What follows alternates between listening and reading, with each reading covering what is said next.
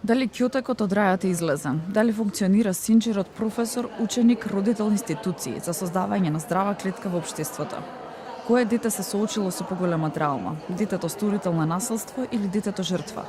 Иако кога станува збор за меѓуврсничко насилство, свеста е на повисоко ниво за разлика од претходно, но сепак и покрај бројните кампањи и програми, бројот на регистрирани случаи на меѓуврсничко насилство постојано расте. Одлучувам значи постојам. Мото со кое првата детска амбасада во светот меѓаши излегува со уште една нова иницијатива за заштита на детските права. Соработка со народниот правобранител, општините, а воедно и градинките и училиштата ќе ги зајакнат капацитетите на индивидуално и институционално ниво, преку вклучување на децата во самиот процес на одлучување, одејќи во насока на согледување на слабите точки со цел надминување на културата на насилство која владее во нашето општество. И децата не сакат да се разочарат по не знам кој пат од оние кои навистина треба да направат промена во заедницата. Тие се тука да бидат дел од промената, учествуваат во процесот, не сакаат да бидат декор на било која извршна власт, туку сакаат да бидат активни креатори, чинители на промената. За надминување на хуманото и нехуманото третирање на детското престапништво во заедницата, значена улога има семејството, а неизбежна и системската поддршка.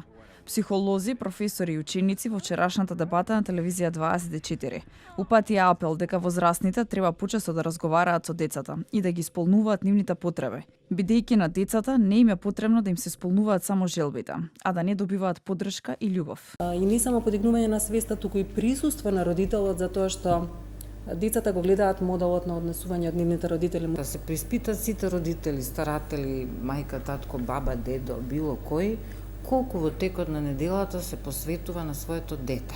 Семејни средини во кои родителите презаштитуваат, и тоа е сериозен проблем, затоа што потоа децата имаат нула толеранција на фрустрација.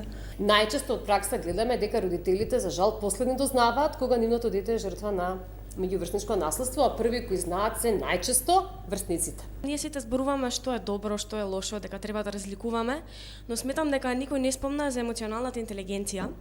Како што знаеме да научиме за апсолутна вредност или за еволуцијата на човекот, сметам дека професорот треба пред се да биде човек и некогаш да знае да направи одстапка и да седне, да види како ученикот се осеќа на неговиот час, како влијае неговото расположение врз наставата. Исто така сметам дека можеби треба да има и посебни часови, каде што ќе се обрнува внимание на психолошкото здравје на учениците.